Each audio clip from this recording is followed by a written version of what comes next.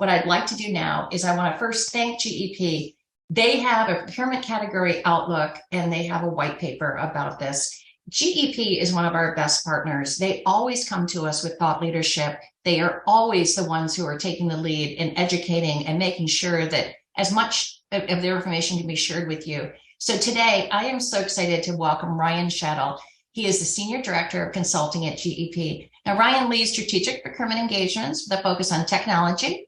And at GEP, he's provided advisory and benchmarking across all major IT services, T&M, managed services, and IT outsourcing deals across clients. He has 23 plus years of experience and has led sourcing projects, negotiations, and category management in hardware, software, IT services, and telecom. He's also a leader of the GEP IT category advisory group called the CAG. So it's the GEP IT CAG. So with that, Ryan, I want to welcome you to today's webinar. Thank you very much, Dawn. Hello, and thank you everyone very much for attending. I'm super honored to have the opportunity to present to you a summary of the GEP 2023 Annual Procurement Category Outlook Report as part of the SIG Power Hour series. So we're going to get started here. And as you know, I am one of the subject matter experts at GEP. I focus primarily on IT, but we are going to keep the conversation across all categories today and really give you kind of an overview overall of what we're seeing as we head into 2023. But first, we're going to just give you a quick overview of what we do here at GEP. So GEP is a global industry leader and trusted advisor to many of our Fortune 500 and Global 2000 accounts. We help market-leading enterprises improve their performance and enhance outcomes through digital-led supply chain and procurement transformation. GEP solutions are crafted to the unique strategic, operational, and financial requirements of our clients and designed to cover the entire cycle of plan, procure, make, and deliver. We're a digital pace setter and the only niche provider in the world with end-to-end unified supply chain and procurement solutions. We're top rated by leading industry and analyst firms and ranked a leader for the depth, breadth, and effectiveness of our solutions. Thank you. So with that, we're going to head into the actual content today. And first up, just in terms of an introduction, we're seeing a host of challenges in 2023, a good number that have carried over to us from 2022, along with some brand new issues that have popped up here in the beginning of the first month of the year here. The left-hand side of the slide here contains a grouping of major themes that we see impacting both procurement and business stakeholders in 2023. We're going to dive into each one of those individually in a moment, but before we do, I want to talk about one of the prevailing procurement responses that we're seeing across categories and clients. As I said, I specialize in the IT telecom space, where I would say this movement has been in place since well before the pandemic. But in preparing for this session and talking to subject matter experts across GEP who focus in other category areas, I learned that the shift is pervasive and it's really happening in a lot of spaces across both direct and indirect spend. What we're really talking about here is procurement partnering with business stakeholders and really bringing about a shift in focus. It's not a shift away from commercial and price negotiations. As procurement professionals, no one's relieving us of that job anytime soon. And especially in the climate that we're in today, with lots of headwinds and challenges mounting, it's more important than ever that we continue to push on commercials. But what we're really seeing is more of a broadening of focus. So our clients are looking towards alternative, more creative means of cost takeout. A lot of these are based in areas such as demand, policy, operations, and transformation. So we're going to talk about examples of these throughout today's webinar. And before we do that, we're going to summarize some of these key themes, and then we'll take a deep dive into 6 different procurement category areas of spend that GEP supports globally on behalf of our clients.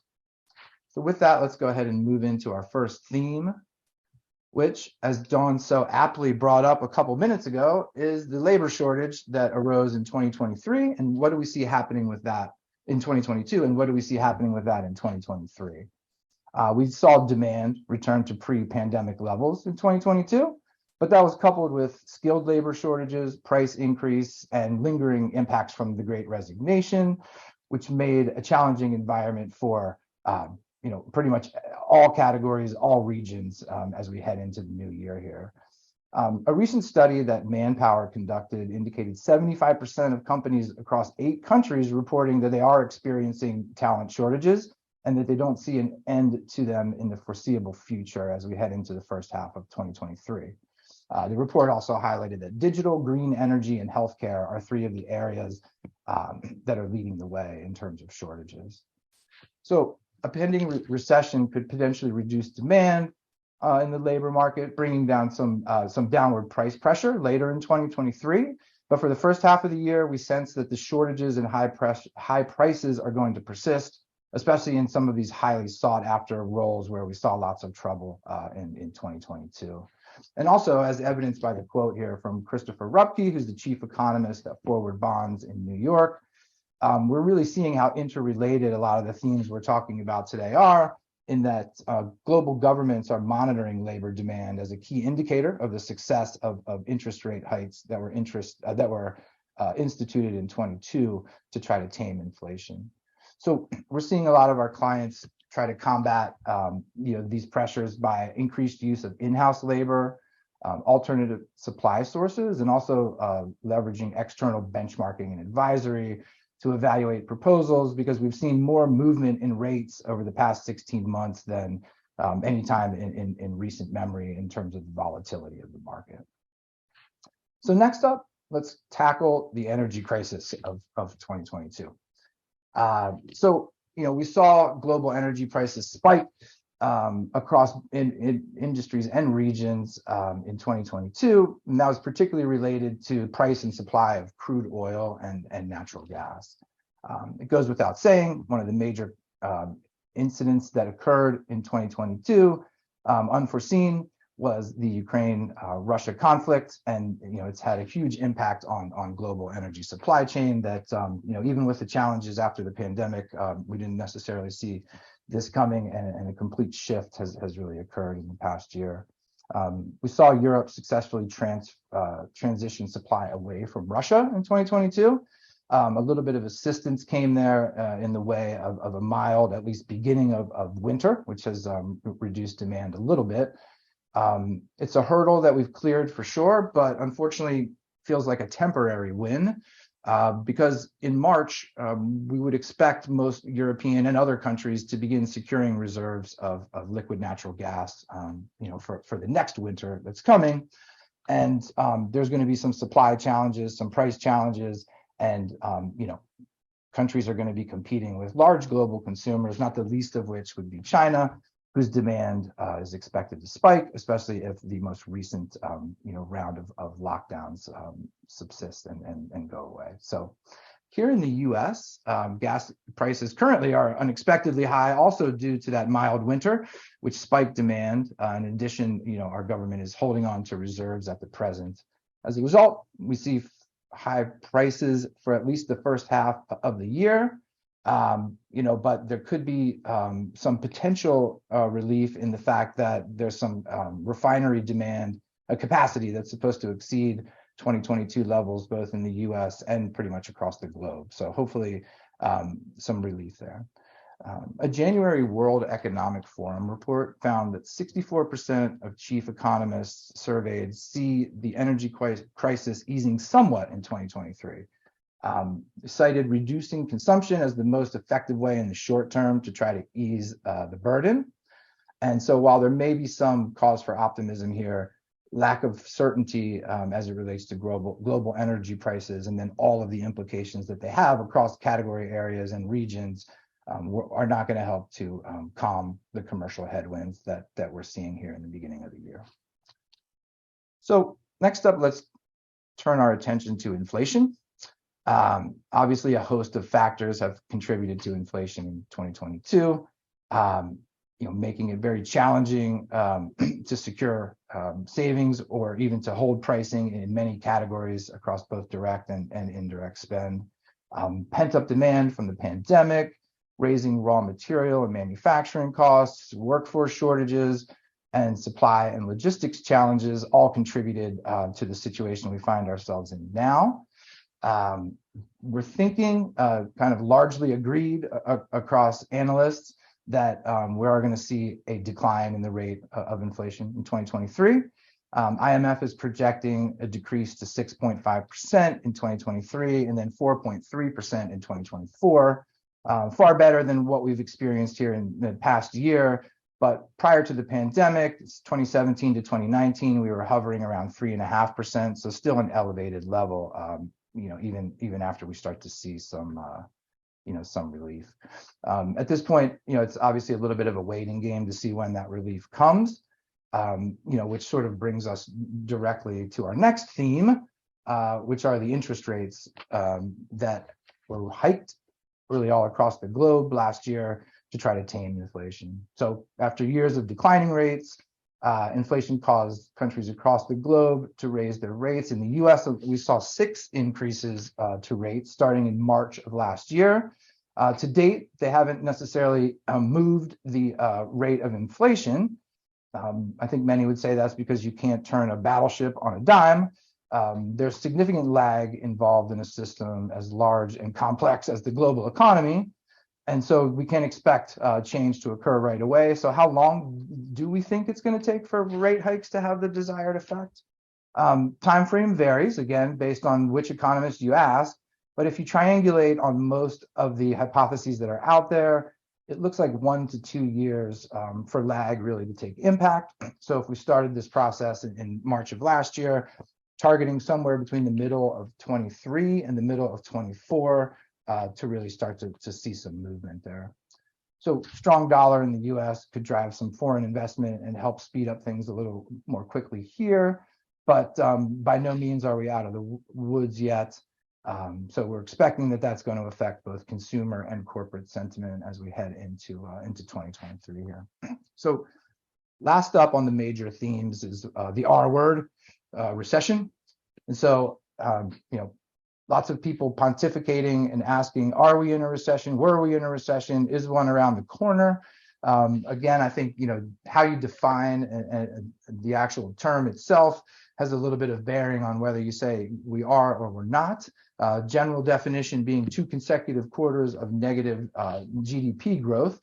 By those standards, the US would have entered a recession in the summer of 2022. But all throughout the end of the year and in January as well, lots of viewpoints that are differing on where the economy stands. So I think ultimately, lots of different inputs and lots of different ways to look at what's going to happen here. Forbes magazine recently created a recession tracker that pulls together 15 key economic indicators that really show likelihood of recession in 23. The scorecard, if it showed 15 points all in the right direction, it would indicate that there's really no chance of a recession. And 15 in the other direction would be the opposite, obviously. So how did the world do? Ultimately, I'd say okay. Out of 15, there were 5 good indicators. So GDP, unemployment, jobless claims, job openings, and consumer confidence. But we had 8 bad indicators, including the CPI, manufacturing index, retail sales, treasury yield, small business optimism index, and housing starts. And then 2 neutral, the Standard & Poor's 500 and industrial production. So clearly not all good or all bad, but there are a fair number of bad indicators out there. And so, while where we're headed is widely debated, I think no matter how you look at it, there's definitely a chance, and certainly likely, and definitely not impossible, that we will hit further recession in this year. So all that said, that's a big stack of challenges that we need to overcome here in the new year. So what are you supposed to do if you're a procurement professional or a budget owner, kind of looking down the barrel of all these potential headwinds? We're going to talk here about 6 different category areas across direct and indirect spend, and get a little bit of an idea of how our customers that we're working with are tackling some of these challenges really at the category specific level. So starting out with temp labor and recruiting, past 2 years have brought major changes for organizations in terms of how they recruit both full-time and temp resources. We've got talent scarcity, wage inflation, remote work, impacts of the Great Resignation, along with some new and developing ESG and DEI requirements, and also, of course, fears of recession. So it's forced both HR personnel and their sourcing counterparts to adapt very quickly. What we've seen as a result of this across categories and regions is either a renewed interest or a new appreciation for contingent labor, over and above what we saw in the past, based on kind of the agility and price competitiveness that's available through it. In addition, I think what we saw is that the shift has created a trend of organizations evaluating their managed service provider in the space, or MSP as they're commonly known, and what is their role in the overall contingent labor acquisition process. So many of our clients own their own vendor management system, or VMS, where they actually transact a lot of the work around contingent. And they also have lots of in-house capable resources and teams that are working on labor. So really what we're seeing is kind of just taking a step back and understanding what is each group's role in the process. And it's not to say that value doesn't come from the MSP and that they're not a critical element in the scenario. But in some cases, there's areas that they're maybe being compensated or responsible for that the organization could take care of themselves, or that technology that they own already through a VMS system is taken care of. So again, I think increasing spend of kind of looking at these relationships holistically. In addition to that, considering the outlook, we expect companies to continue relying on recruiting process outsourcing firms, or RPOs as they're better known, and total talent management approaches. So lots of flexibility there around ramping up and down headcount, and obviously the cost benefits of outsourcing. But coupled with that, we expect to see companies looking to incorporate some alternative suppliers and approaches along with that overarching strategy to fill unique needs. So as it relates to recommendations, organizations with an RPO should work to create flexible output-based delivery models with fee at-risk elements where it's feasible and where it makes sense. Additionally, because of the number of resources that these providers are bringing into organizations, definitely critical that we have alignment with both ESG and DEI goals, and making sure that we're holding providers accountable to uphold those. One other thing that we would recommend is to consider in-house talent.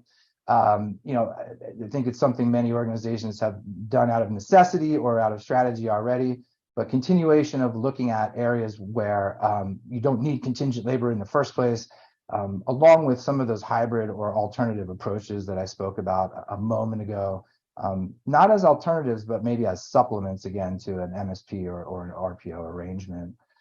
In the IT space, for example, in the past year with skilled labor shortages, we saw a lot of our clients looking to new sources, independent contractors they hadn't used before, or most notably, sourcing and procuring IT services from value-added resellers or VARs, which is not a commonly used practice.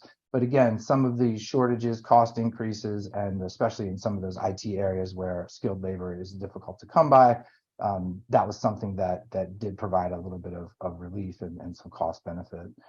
So last but not least, I would say don't leave it up to your partners, whether they're managing your estate or not, to do benchmarking, to do optimization analysis, to look at demand. The number of dollars and resources that go through these programs is overwhelming in some ways, and so having a single point of management to make sure that on a continuous basis we're looking for opportunities to optimize. This is how our clients are helping to fight against commercial headwinds in many ways by finding creative and other ways to bring out costs. So with that, let's take a stroll over to facilities management. So obviously, two huge components of facilities management are labor and materials. 2022 obviously had a significant impact on price hikes that we saw in facilities management. So there's some signs of improvement as we're moving into 2023, but overarching themes of labor, fuel, inflation, potential recession are all going to determine how quickly we're able to get to more favorable pricing conditions in the space. So in 23, we expect to see a continued push to get people back in the office and back to work, which will drive facilities management growth. In addition to that, there's going to be higher standards and service levels for many of the cleaning and other services as a result of needing to meet post-pandemic standards, which will also increase demand. So in the facility space, we recommend settling in with your IFM supplier and developing a long-term roadmap that has a partnership element to it to explain how both kind of companies are going to get to where they want to be.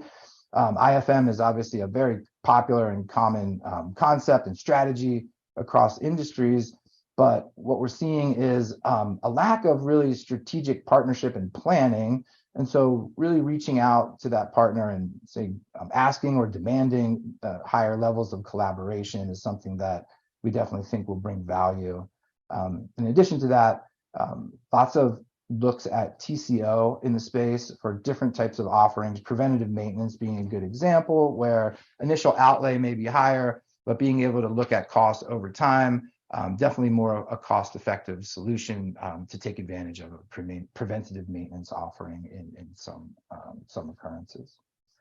So similar to other areas, we are seeing a shift, as prices increase. Both buyers and stakeholders are looking for alternative means of cost takeout. One of those, as I was just hinting at, is really demand management and utilization of IFM and typical FM supplier relationships, really looking at that utilization to figure out if there's a way to wring extra value out of the engagement. Similarly, optimization of service levels, the role types used, and even the suppliers leveraged is a critical lever, that should be exercised continuously, given changing conditions and changing environment out there. So on the product purchasing side, inventory monitoring is key. In addition, we're recommending where it's feasible, where the market will bear it, to include bulk buying. We've seen positive results, all through since the pandemic in certain areas with bulk buys, where clients sometimes have long, difficult times getting suppliers to agree to long-term contractual pricing relationships. But definitely some of those, we have money and we're coming to market to spend it, have brought some greater savings than we've expected, especially over the past year. And then last but not least, there is a real need for sustainable facilities solutions. Not all of them reduce cost, but there are a good number that can actually also drive cost savings.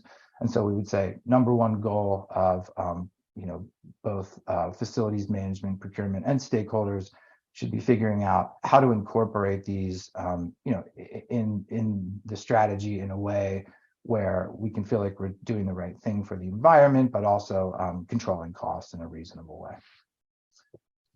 So with that, let's go ahead and take a look at consulting, professional, and financial services. So this is obviously a very big area with a lot of different moving pieces in it. By and large, we saw industry rebound on the services side in 2022. And we are expecting to see continued growth in 2023. Given overarching climate and uncertainty, we don't know exactly the rate of that growth, and we also expect to see growth at different rates across domains within professional services. So maybe some areas for slower growth will be strategy and technology consulting, increased scrutiny on budgets and ROI, reduced M&A, potentially reduced capital investments. One exception here would be digitalization, which will, for the foreseeable future, always continue to grow. But we do expect also to see faster growth in the areas of operations, HR, financial consulting, while organizations try to restructure to address margin pressure caused by sluggish growth, cost increases, et cetera. And then also we've seen, as I've mentioned a couple times here, additional regulations surrounding ESG. So we definitely see a spike in ESG and sustainability consulting as we move into the new year. So independent audit fees have been rising, but obviously big global event, the potential demerger of E&Y audit and consulting divisions could really shake up the market and open some things up for increased competition, especially if we start to see other large consulting firms start to follow suit. So across clients and industries, a couple things that we would say we're seeing pretty commonly. One, our clients are looking for strategic risk-based sharing partnerships with value-based pricing a lot more commonly than they have in the past. We're seeing projects split up into smaller chunks very frequently. We're seeing firms reach out to third-party expertise, in addition to some of the large kind of mega relationships that they have at an increased rate. And we're also seeing organizations start to work on developing, in certain industries anyway, developing internal consulting capabilities. So, really to supplement both the cost and resource of third parties, developing some in-house capabilities as an alternative means there. So, working with professional services, financial services firms, I think one of the big areas is to challenge digitization, right? And everyone talks about it and says they're going to do it, but actually holding suppliers accountable for measurable progress is what we're talking about here. So requiring meaningful commitments to incorporate automation, data analytics, and AI. It'll improve operations, streamline service delivery, optimize costs, and reduce risk. But in many ways, some of these large relationships, it is incumbent on the suppliers to be able to leverage their position and the tools and resources they have to be able to bring technology into their offering and their core offering in a meaningful way. So again, as we're hearing in many other categories, looking at niche firms to disrupt or challenge some of those preferred partners, especially in the wake of cost increases. I've seen lots of people shifting the firms that they use to perform various IT services in the past year, to either try to drive competition or just to try to avoid some of the continuous increases that they're seeing from larger firms out there. So in addition to that, we would recommend tight monitoring of resources, SLAs, and KPIs. And again, looking for optimization and improvement over time in some of these major relationships. So commitments upfront for continuous progress are things that are important to ask for and to expect from your suppliers. So our next area is maintenance, repair, and operations, or MRO for short. Quick drink. So in 2022, we saw a number of large acquisitions. Motion's recent acquisition of Cayman being a big example. We expect those to continue into the new year, which will continue to shift the landscape and options available in the marketplace globally. Shortage of critical spares in MRO was among a host of global supply chain issues that plagued the space last year and continue to this year. We were expecting to see some improvement in Q1 already, but the continuing COVID lockdowns in China, although now lifted, definitely hampered our ability to produce and ease some of those concerns as we head into the new year here. So the presumed levels of inflation that are going to be lower as we make our way through the year here should create some positive momentum in the MRO space. But that's definitely coupled and balanced by some of the concerns with labor and energy, especially given the significant correlation of oil and transportation and the amount of that's required in the MRO space. MRO buyers, need to keep a close eye on this balance kind of as the year progresses to understand when we'll start to see some movement. So GEP's seen success late helping our clients really focus on what we call holistic optimization across the entire category. So not really just focusing on products, but really looking across inventory optimization, master data management, predictive analysis, and also buying channel optimization to really create kind of a holistic, kind of playing field to understand where there are cost optimization opportunities and how to go about pursuing them. Again, similar to facilities, we're also seeing a high increase of the use of TCO models and TCO evaluation to understand alternative programs to maintenance, support, and other services offered by suppliers that could bring benefit in the long run. Again, more proactive maintenance, in order to reduce downtime and of course take cost out of the overall scenario as it relates to maintenance. So we have seen some change in the space. End of 2022 and beginning of 2023, our teams are out there conducting market-facing events, across the globe in this space and other spaces all the time. Observation is that we would say we have seen higher or significantly higher savings in some of these RFPs that have been conducted recently, as opposed to 2021 and early 2022. Primarily, again, on the heels of improved pricing, which is a very encouraging sign for us.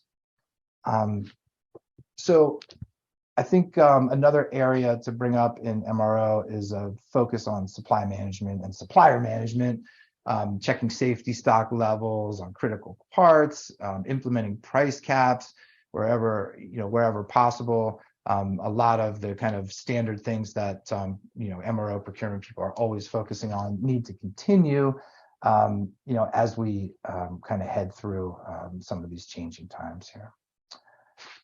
So the next area is IT telecom, and I think we could say that the amount of IT telecom spending and activity that's out there, and the products and services, that are such critical parts of it, we're all hit very hard by all of the overarching themes that we discussed in 2022. And we've been seeing price increases or resistance to reductions on the rise, really since the pandemic, but definitely very strongly still in place in 22 and 23. And I think even in areas like software, where we're used to seeing increases, renewal cycle over renewal cycle, those are spiking, and some of those increases are definitely higher as a result of the conditions that we're seeing around us. So this disruption has led to a slowdown of spending in IT, but not by any means a stoppage of growth. That's impossible. We are seeing, similar to the consulting space, less kind of long-term, multi-phase transformative efforts as a result of some of the uncertainty out there, but no shortage of smaller focused projects, usually coupled with a strong ROI and business case, but still lots of activity. And I'd say we saw a spike in project activity, maybe again, smaller spend overall, but definitely more activity through the second half of the year.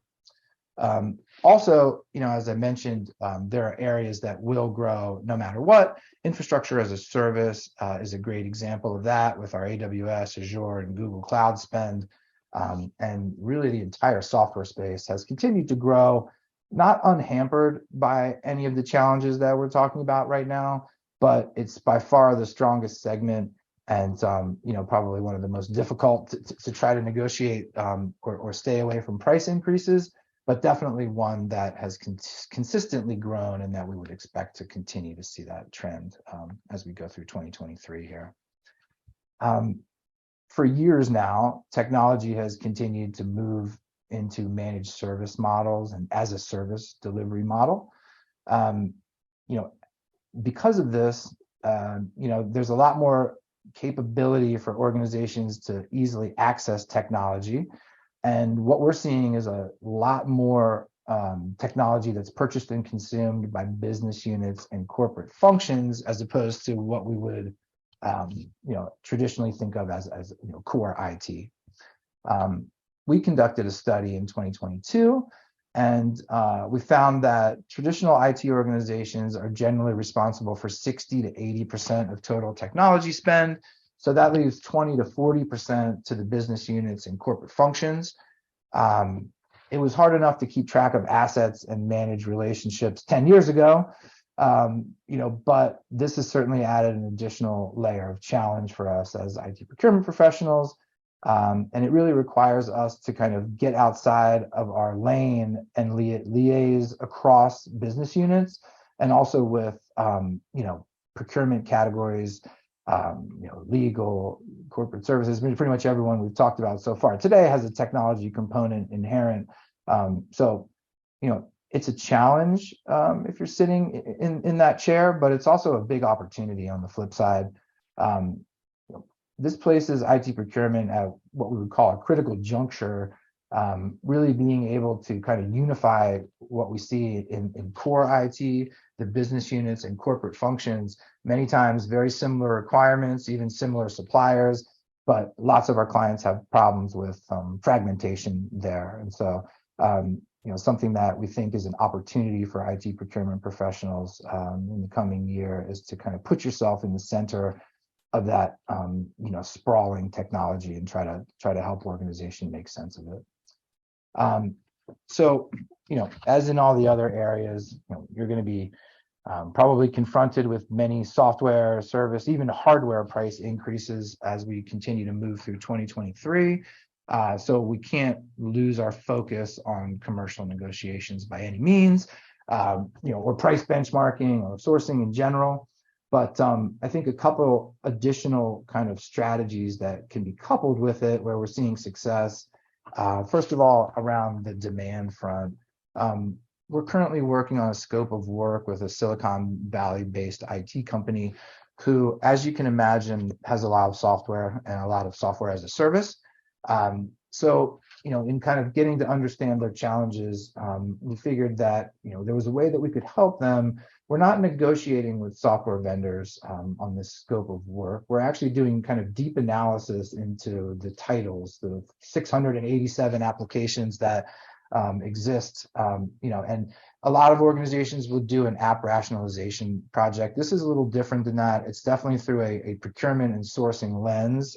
We need IT's help, but what we're doing is identifying duplicative applications, applications that are performing a function that a preferred platform could be performing, and really working through with a couple different sources of technology, but doing lots and lots of analysis to try to figure out how can we reduce the estate? How can we rely on less software while still getting our jobs done?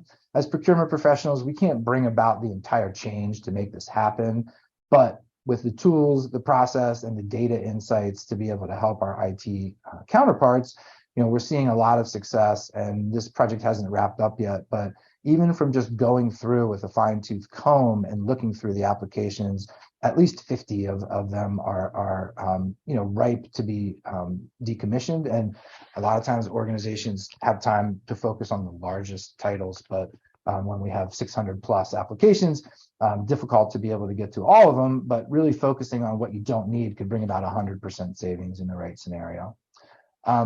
Another example, help that we're giving clients on the operations side. We recently worked with a client on a desk side support project where they were locked into a 5-year managed services agreement, and not much that could really be done around pricing, but budget constraints were causing some big challenges. And so what we were able to do was really take a look at the way their desk side support program was put together, and what is the supplier's job, what is the client's job, what other third parties have parts in the process, and then sort of show them what we see across other organizations in terms of how the management of this scope of work kind of lays out across those parties.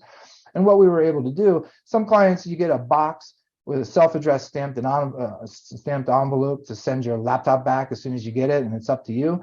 Others, you might have someone sitting here next to you asking how your weekend was and making sure you're comfortable. So really helping our clients to understand what the tolerances are and what we see most commonly out there. That allowed them to shift responsibilities, continue paying the supplier for what you're contracted to pay them for, but some of those volumes and some of those responsibilities could shift to internal or to another third party to really bring about some opportunity in that regard. Last up is transformation, which I think we're lucky in the IT space that technology continuously evolves.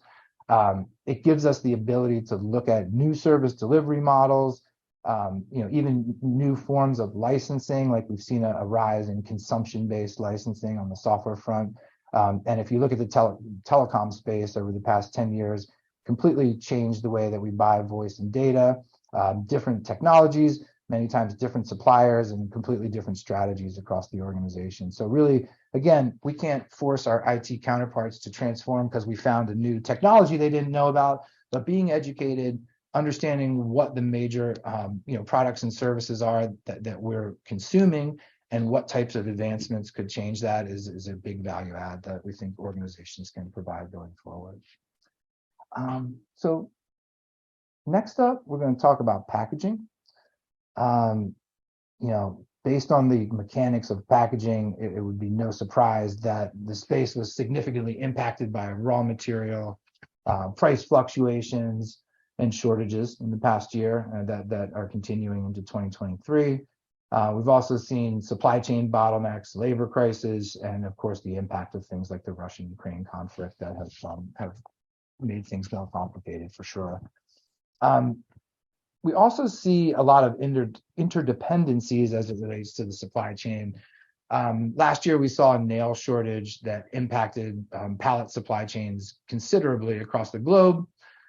These interrelated impacts, are going to continue, and I think packaging procurement needs to understand what the likelihood of some of these intersections is, and really, does that create challenges or opportunities for your strategy? Can certainly be a mix of both, but being on top of developments and seeing what's out there is the key.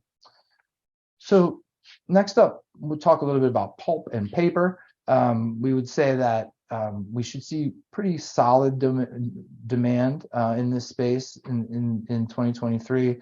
It's largely stimulated by online shopping and e-commerce.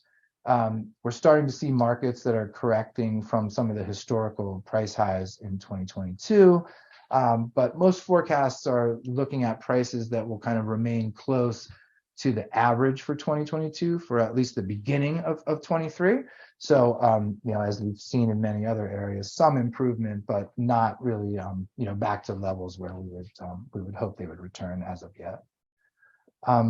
So we're seeing that the switch towards flexible plastic is driving a reduction in plastic usage, also less waste and lower carbon emissions as a result. So this is certainly helping the market to move in the right direction. But on the plastic side as well, Q4 2022 price averages, are forecasted through June at least of 2023. Again, due to that general uncertainty and all of the overarching, factors that we've talked about that could really result in demand contraction in the space. For glass and metal, definitely some heavy supply constraints in 2022. Analysts are expecting this to ease up in 2023, mostly as a result of better planning and the industry kind of adjusting itself to what we commonly refer to now as the new normal. We also think that demand is going to continue to strengthen going forward. Various industry sectors, cosmetics being one, are really leaning towards glass due to its eco-friendliness and recyclability overall. So in the packaging space, we'd say strong supplier collaboration is needed. That's a very overused term, but it's very, very true. And so, to say it again, strong supplier collaboration is needed to ensure business continuity, to track raw materials and pricing, to help organizations understand when is the proper time to go out to market for any given commodity. There's multiple ways to think about supplier partnership.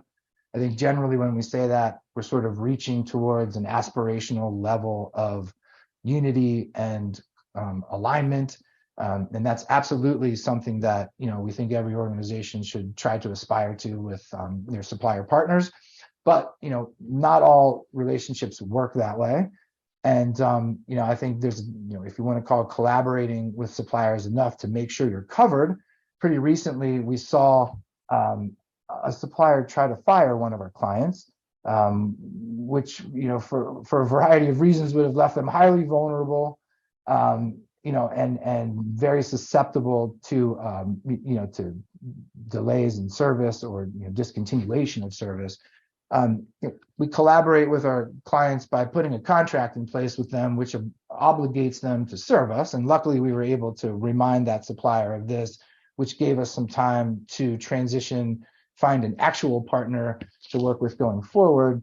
But either way, whether you're reaching for the top or kind of covering the bottom, really making sure that you understand the supply base and that you're really collaborating with them whenever possible helps to get through a lot of the challenges that organizations had to tackle in the past year. Additionally, there's a lot of benefits around sustainable and flexible packaging. So we're saying that organizations should focus on developing a sustainability framework, much like facilities, and really be able to kind of partner and work closely with their suppliers to try to achieve these goals. And companies that we see high on the maturity curve have been focusing on this, for some time now already. So with that, I'm going to move into our close here, and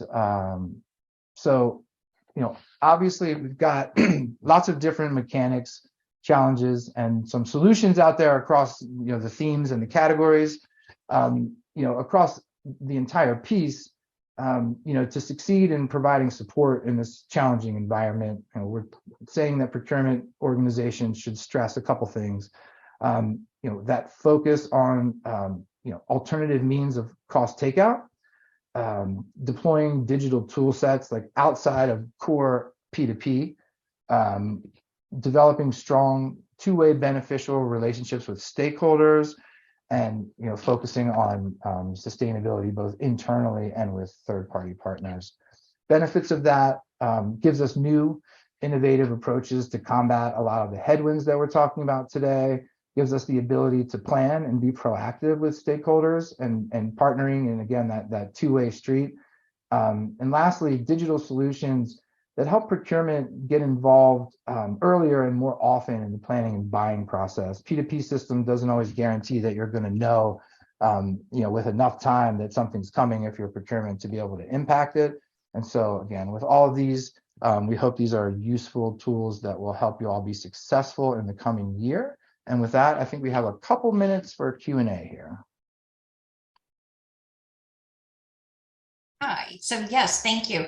First of all, I want to let everyone know, yes, we are going to be sending out the presentation, a link to the presentation and the deck. I've been asked in Q&A and in the chat itself. And then Lily, we noticed your hand was raised. So if you have a question, could you type it into the Q&A box for us?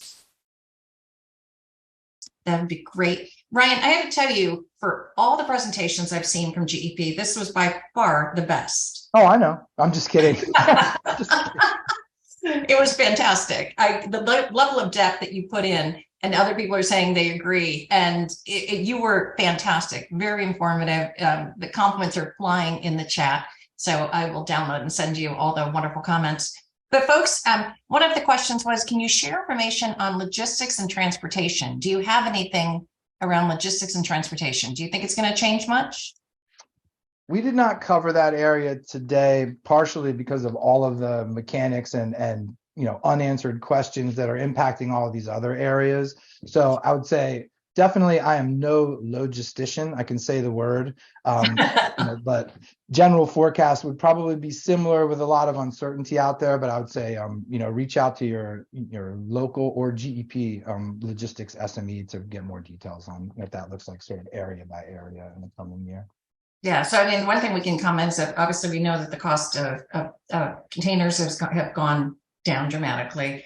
We still are short truckers in the United States. We're still down 80,000 from pre-pandemic times. We still don't have a signed contract with the railway.